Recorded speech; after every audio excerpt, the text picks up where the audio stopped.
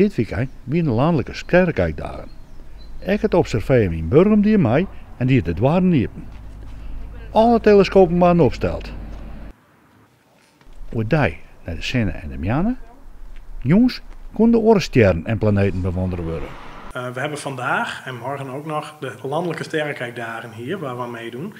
En we hebben vanmiddag heerlijk buiten gekeken in de zon, naar de zon met de 2 zonnetelescopen.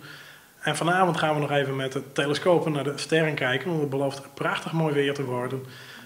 En morgen gaan we morgenmiddag tussen 1 en 5 ook weer hetzelfde doen. Hopelijk met ook weer mooi weer naar de zon kijken. En natuurlijk ook nog vele andere activiteiten die je hier binnenshuis ook kunt doen. Waaronder ons planetarium, knutselen met een sterrenkaartje en allerhande uitleg over de sterren en de planeten.